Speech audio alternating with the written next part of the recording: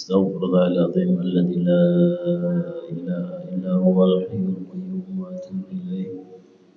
البدء رسول الله صلى الله عليه وسلم وعلى آله وصحبه وزوجه وذريته خصوصا الإمام الحبيب عبد الله بن حسين بن طاهر والدينا والديهم وأمهاتنا وأمهاتهم وأمهات المسلمين أجمعين. شهود لا إله إلا هو. الفاتحة.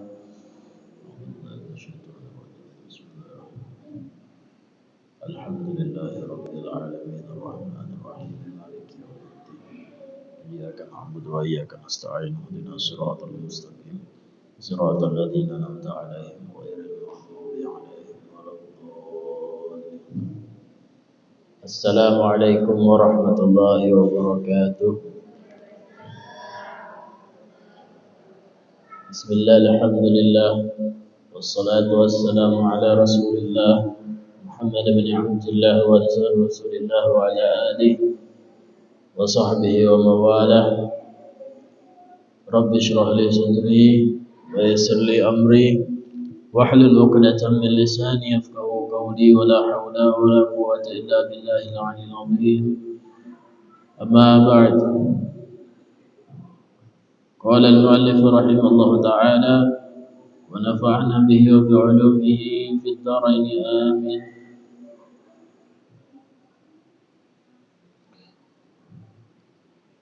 يجب على كافة المكلفين دخول في دين الإسلام والثبوت فيه على الدوام والتزام ما لزم عليه من الأحكام. فمما يجب علمه واعتقاده مطلقا والنطق به في الحال إن كان كافرا، وإلا ففي الصلاة الشهادتان وهما أشهد أن لا إله إلا الله وأشهد أن محمدا رسول الله. Ibu-ibu sekalian yang dirahmati oleh Allah Subhanahu wa taala. Alhamdulillah, sama-sama kita bersyukur kehadirat Allah Subhanahu wa taala karena pada hari yang mulia ini sama-sama kita masih bisa dikumpulkan oleh Allah di tempat yang mulia, yang mana harapan kita semoga kita selalu dimuliakan oleh Allah Subhanahu wa taala. Memasuki pasal yang pertama ialah kewajiban atas seorang mukallaf. Beliau menyatakan yajibu ala kafatil mukallafin, wajib hukumnya ala kafatil mukallafin, atas sekalian orang-orang yang mukallaf. Siapa bu orang mukallaf itu? Mukallaf itu adalah setiap orang yang akil balik. Nah, artinya apa itu akil balik? Orang yang sudah sampai pada had baliknya. Kalau perempuan sudah masuk masa haid. Kalau laki-laki sudah mimpi basah misalnya, ihtilam, atau mencapai umur sudah 15 tahun, maka itu disebut sebagai balik namanya. Sekarang berakal. Artinya orang tersebut dari segi akal normal, dapat membedakan yang baik dan buruk, dapat mengerti pembicaraan, ucapan, maka itu adalah berakal. Ya, ini akalnya sehat.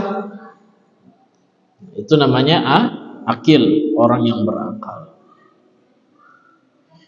Nah, setiap orang yang balik lagi berakal, yang disebut sebagai apa tadi Bu? Mukallaf, maka orang tersebut wajib hukumnya. Wajib apa?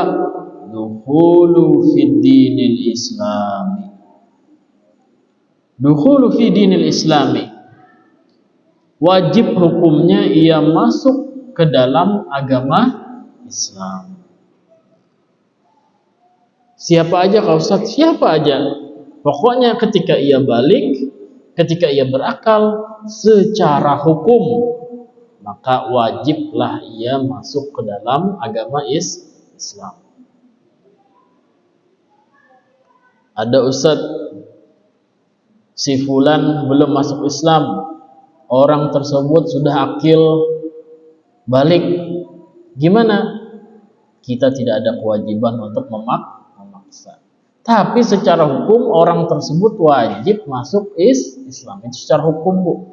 Bukan memaksa kita untuk mengajak orang ke dalam Islam. Kenapa? Karena la ikraha fid din.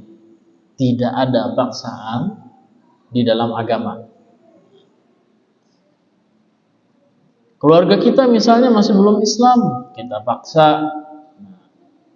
Nah, maka bukan seperti itu maksudnya. Ini di sisi Allah, orang tersebut tetap harus masuk Islam.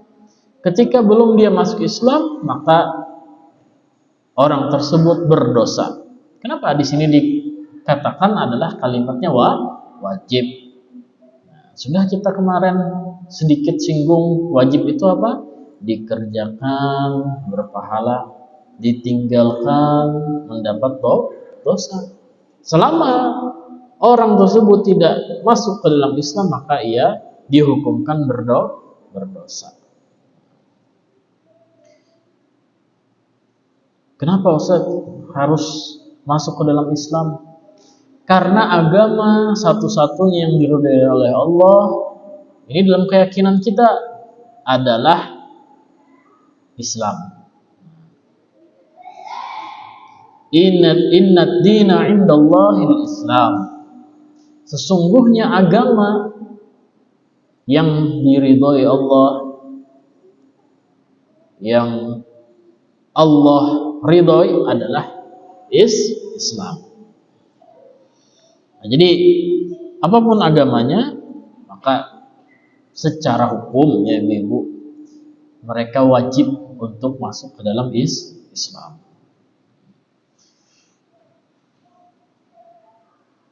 Nah, setelah seseorang masuk ke dalam Islam, apa yang harus ia jaga? Wathubutu fihi 'alad dawam, dan menetap di dalam Islam tersebut 'alad dawam, secara terus-menerus. Jadi bukan ketika ia masuk Islam, Kristen atau Buddha lagi, atau Hindu lagi, atau agama-agama lain sebagainya. Nah, tidak seperti itu. Ketika ia sudah masuk Islam, maka menetaplah ia ke dalam Islam tersebut. Itu yang di dalam kewajiban seseorang mukallaf, masuk ke dalam Islam dan kemudian ia tidak berpindah dalam ke agama lain.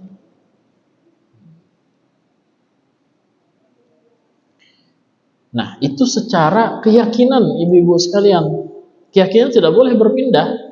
Dan kita tidak boleh meyakini bahwasanya semua agama itu adalah benar. Kalau kita meyakini agama itu semuanya adalah benar, berarti kita boleh pindah agama. Besok agama ini, besok agama ini. Karena kita meyakini bahwa semua agama benar. Besok agama ini lagi tidak. Semua agama yang paling benar, bukan paling benar, yang benar adalah Islam. Namun tetap kita harus toleransi. Nah, itu toleransi itu seperti apa Ustaz? Kita tidak mengganggu orang lain, itu adalah toleransi. Kita tidak ikut di dalam ibadah orang lain, itu pun toleransi. Kita tidak mengganggu mereka dan kita tidak ikut di dalam ibadah mereka, itu adalah toleransi.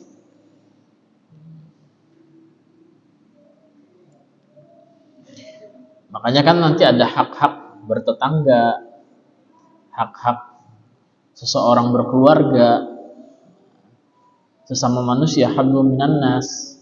Ketika kita membantu mereka, mereka pun bisa membantu kita. Nah, itu kan memang ada seperti itu ibu-ibu sekalian, namun dalam segi keyakinan kita tidak boleh meyakini agama kita dan agama mereka benar. Tidak. Agama yang paling benar adalah Islam. Itu wajib kita yakini seperti itu.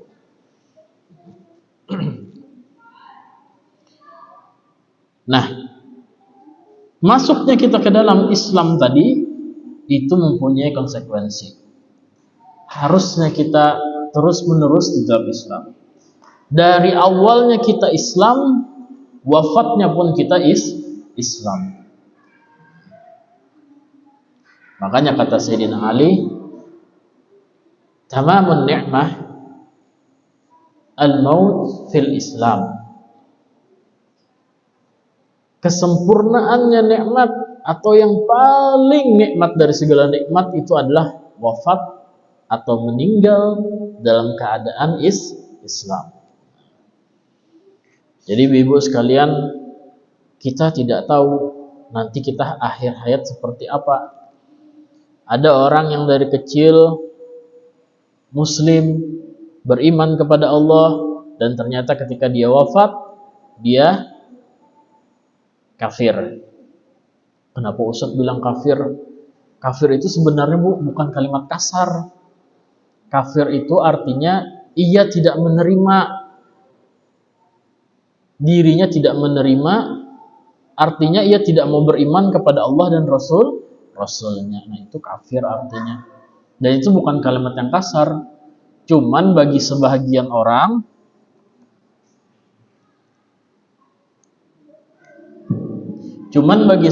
orang itu adalah kalimat yang kasar. Nah,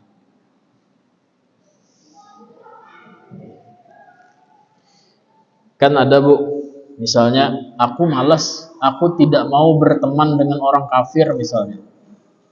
Tersinggunglah kira-kira orang tersinggung, jelas tersinggung. Nah, ini kenapa ulun mengungkapkan di sini, karena ini adalah anggota kita semua. Padahal sebenarnya itu tidak menyinggung dan tidak menjelekkan. Artinya orang kafir itu orang yang tidak beriman itu disebut kafir. Dan dalam agama lain pun orang yang tidak sepaham dengan mereka ada istilah-istilah tersendiri. Yang mana kalau kita dengar mungkin telinga kita panas. Kita diistilahkan dengan apa misalnya oleh mereka. Nah, sebenarnya seperti itu. Tapi ya demi menjaga kerukunan biasanya diubah. Yang kafir tadi menjadi non muslim misalnya. Nah, itu demi menjaga kerukunan. Nah, kita tadi menjaga ketika kita sudah Islam, ada yang dari kecil, ada yang ketika sudah dewasa masuk Islam. Nah, itu alhamdulillah. Dijaga Islam tersebut sampai kita wafat. Nah, pesan para nabi terdahulu pun demikian. Bayangkan mereka mewasiatkan kepada anak-anak mereka supaya tetap dalam keadaan wala tamutunna illa wa antum muslimun.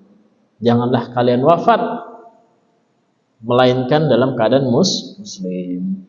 Makanya sering orang berdoa, ya Allah biha, ya Allah biha, ya Allah bihusnil khatimah.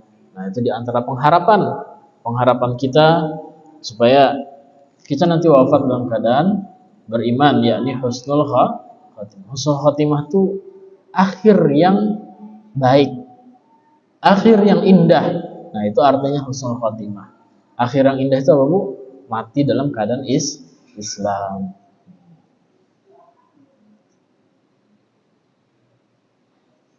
Karena ada orang yang di akhir hayatnya dia mengumumkan, aku tidak percaya Quran. Nah, kalau sudah nggak percaya Quran itu berarti sudah murtad, keluar daripada agama. Mudah-mudahan kita semua diwafatkan dalam keadaan beriman. Kemudian setelah kita jaga keyakinan tersebut, apalagi yang diwajibkan? Waltizamu ma lazima alaihi minal ahkam.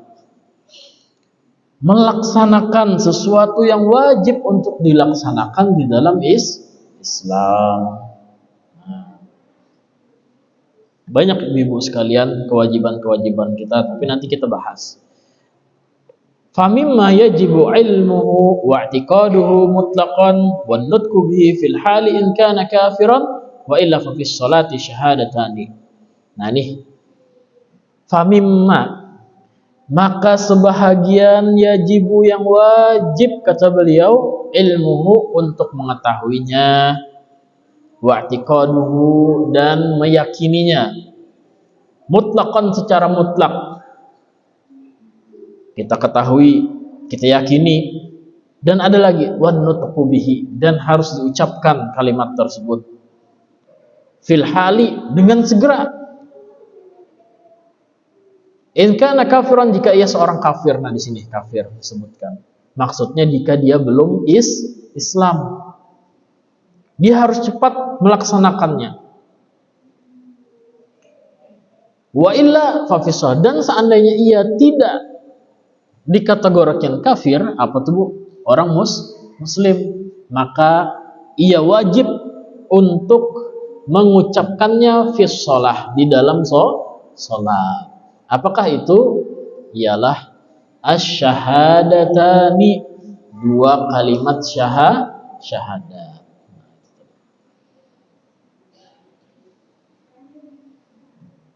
Dua kalimat syahadat, dua kesaksian. Jadi untuk syahadat ini Ibu, kita harus ketahui apa maknanya, kemudian kita yakini. Setelah kita yakini, maka di antara kewajibannya juga adalah diucapkan. Ustaz, ulun sudah Islam Ustaz. Kayak apa ulun tetap wajib lah baca syahadat? Wajib. Kapan? Ketika sholat. 5 kali wajib kita Bu, dalam sehari semalam untuk membaca syahadat. Nah, di tahiyat akhir.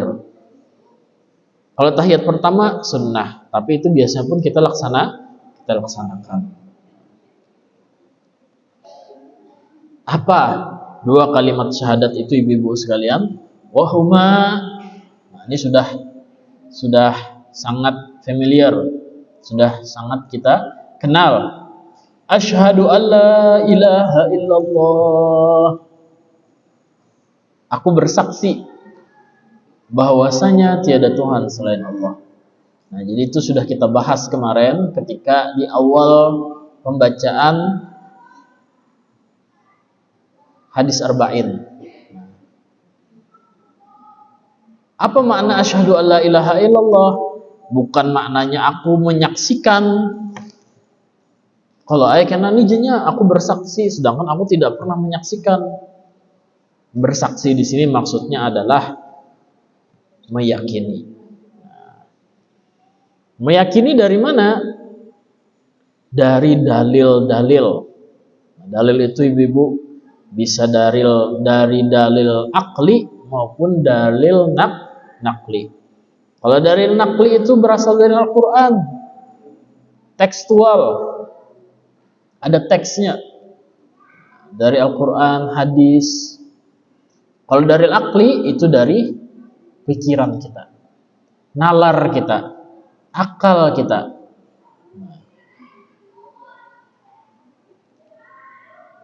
Kita bersyahadat, asyhadu, aku bersaksi. Makanya kalau di dalam kitab Melayu itu bagus biasanya aku naik saksi. Nah, aku naik saksi. Artinya aku meyakini. Alla ilaha illallah, bahwasanya tiada Tuhan selain Allah.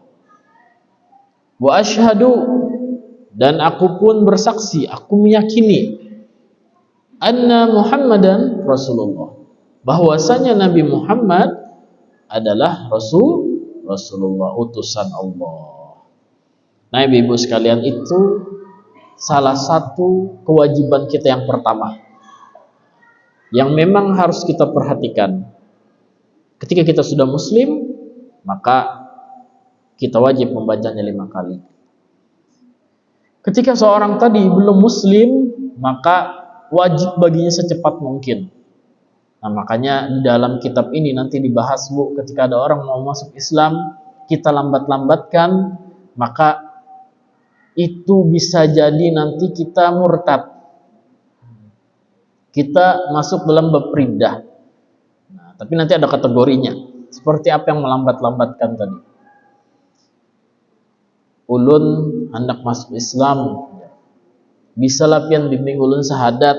Misalnya ada orang, alhamdulillah, ucapkan asyhadu alla ilaha illallah wa asyhadu anna muhammadan rasulullah. Sudah. Nah, baru nanti bawa ke sini misalnya, sama-sama dengan disaksikan orang banyak. Ada orang datang mau syahadat sebelum puasa, di bulan puasa. Ibu, saya mau masuk Islam. Nanti aja, tunggu Ustaz Cahyo pengajian. Kapan pengajian Ustaz Cahyo? 1 bulan lagi. Soalnya libur lagi 1 bulan. Nah, ini bahaya. Siapa tahu nanti di perjalanannya, di antara sebulan tadi, ia membatalkan niatnya. Nah, itu, Bu, sebabnya. 2 hari, 3 hari masih kuat. Jadi masuk Islam jadi. Nanti tunggu Ustaz Cahyo sudah mulai lagi pengajiannya. Islamkan aja dulu. Kan mudah. Tinggal ikuti asyhadu alla ilaha illallah wa asyhadu anna muhammadar rasulullah. Selesai. Aku bersaksi bahwa tiada Tuhan selain Allah dan Nabi Muhammad adalah utusan Allah. Nanti kalau ada kesempatan baru bawa lagi kemana? Baik itu ke badan amil zakat. Nah, itu nanti ada tanda tangan bahwasanya ia masuk Islam tanpa paksaan. Kemudian bisa diubah nanti KTP-nya. Atau dengan imam masjid ataupun lain sebagainya. Tapi kita jangan sampai menunda. Atau misalnya nanti, ayo sama-sama kita ke tempat Ustadz, ayo kan apa-apa. Nah, itu kan jarak yang tidak lama. Ibu-ibu sekalian dirahmati oleh Allah. Nah, jadi itu dari antara yang pertama yang kita pelajari. Dan itu alhamdulillah sudah kita bahas kemarin secara luas ketika membahas tentang syahadat ini di Arba'in kemarin. Nah, jadi salah satu di antara kewajiban kita mengetahuinya, kemudian mengucapkannya dan meyakininya adalah syahadat. Dan itu berkonsekuensi untuk melaksanakan apa yang Allah perintahkan dan apa yang Nabi perintahkan, dan kita meyakini segala sesuatu yang dibawa oleh Nabi, yang diajarkan oleh Nabi itu adalah benar. Dan mudah-mudahan dengan berkumpul hari ini Allah Subhanahu wa taala ampunkan dosa kita, dosa kedua orang tua kita. Allah Subhanahu wa taala selalu kumpulkan kita dengan orang-orang baik. Allah Subhanahu wa taala kabulkan hajat kita, hajat dunia dan hajat akhirat kita. Dan mudah-mudahan dimatikan kita nanti semuanya dalam keadaan iman, husnul khatimah, wa ala hadhihi niyyat wa ala kulli niyatin salihah. وإلى حضرة النبي الفاتحة. أعوذ بالله من الشيطان الرجيم. بسم الله الرحمن الرحيم. الحمد لله رب العالمين. بسم الله الرحمن الرحيم. الحمد لله رب العالمين. اللهم صل وسلم وبارك على سيدنا محمد وعلى آله وصحبه أجمعين. اللهم انفعنا بما علمتنا وعلمنا الذي ينفعنا وفقهنا فقه أهلنا وقربت لنا في ديننا. اللهم اهدنا بهداك واجعلنا ممن يسرع في رضاك ولا تولنا وليا سواك ولا تجعلنا ممن خالف أمرك وأصاب. حسبنا الله نعم الوكيل ولا حول ولا قوة إلا بالله العلي العظيم.